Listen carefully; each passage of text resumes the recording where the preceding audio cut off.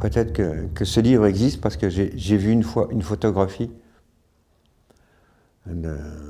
Les Alliés venaient de libérer un camp et ils venaient de fusiller tous les gardiens. Parce que ce qu'ils venaient de voir, c'était atroce. Enfin, c'est expliqué, on le voit pas dans la photo.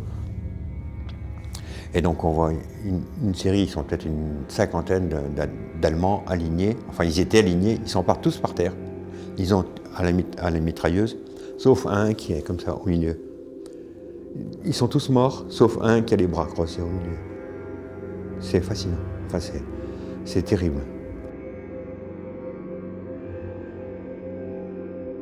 Le titre, La Terre invisible, c'est quelque chose qu'on ne voit pas, qu'on ne comprend pas. C'est l'histoire d'un... J'aime pas dire ça comme ça, mais je vais le dire. C'est un photographe anglais qui a participé au dernier combat. Et maintenant, la guerre est finie, mais il reste en Allemagne, dans la ville où le régiment est posté, lui aussi, et il n'arrive pas à rentrer chez lui. Ce qu'il a vu l'empêche de rentrer chez lui. Il est tourmenté par tout ça. Il a l'idée de traverser l'Allemagne et de faire sortir les gens de chez eux, des familles entières, tous, de les aligner devant leur porte et de les photographier.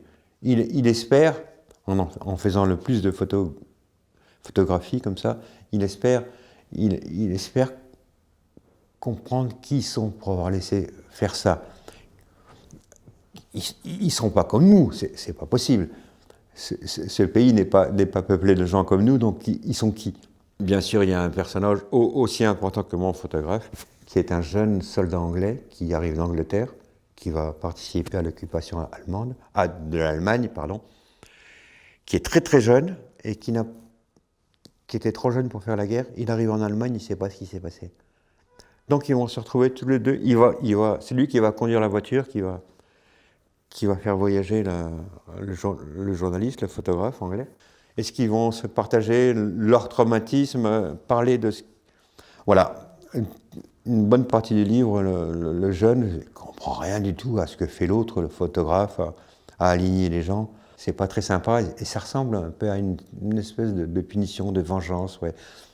C'était les rapports entre eux, voilà. Parce qu'ils voyagent dans cette voiture sans trop se parler, sans...